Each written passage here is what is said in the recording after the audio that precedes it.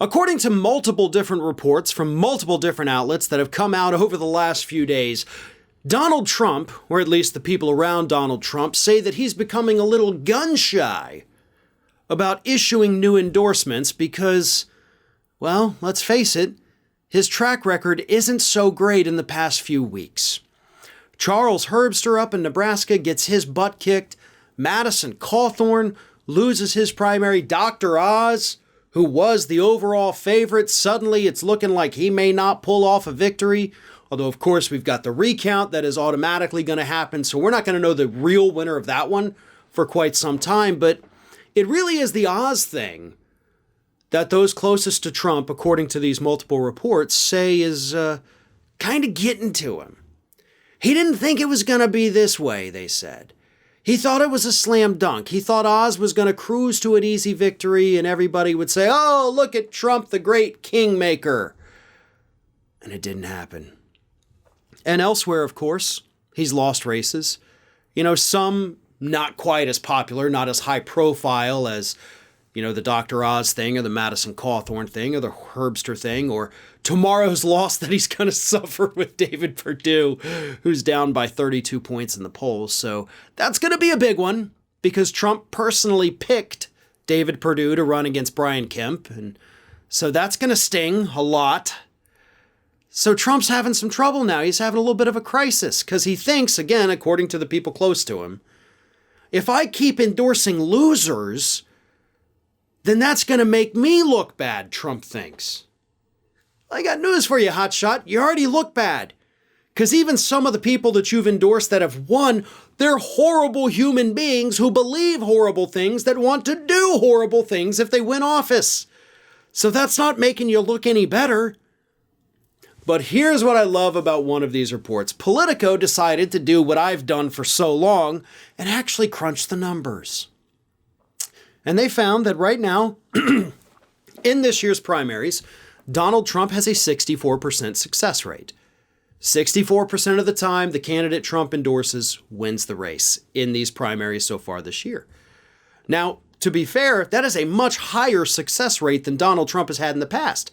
It's about 17 points higher because prior to this year's midterms, or primary races, I should say, Trump was rocking a 47% success rate. But this year, it's 64%. But they also pointed out something that I pointed out a week or so ago, and that is that most of this is a complete illusion. Donald Trump has only picked a handful of races, and I mean literally a handful, fewer than 5, where he endorsed the underdog and won.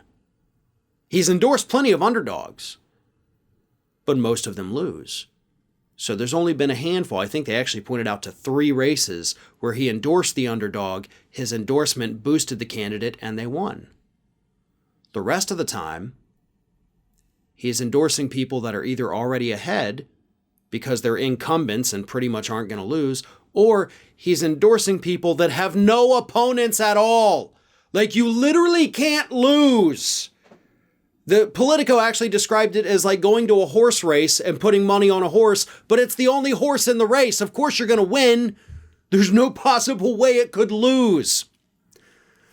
And I think what's really getting to Trump now is that people in the media, outside of apparently me, are starting to talk about this. They're starting to say, wait a minute, what if we look at what's actually happening here? It's all an illusion. If you take away the safe bets that Donald Trump has made, like his success rate drops to about 5%. That's how frequently Donald Trump takes an actual chance. And like I said, he's going to lose tomorrow with Perdue. But as I pointed out on Friday, he's going to win with Herschel Walker. So it's going to be a wash. He's going to lose with Sarah Palin up in Alaska. He stands a good chance of losing with Lauren Boebert. He's got a lot more losses coming up. So I think what we can expect is that he's going to tighten the reins a little bit. Probably won't see a ton of new endorsements in the coming weeks. He has to wait and see how things play out. Because if he keeps betting on the wrong people, his status as the GOP kingmaker is going to be exposed as the complete and total fraud that it is.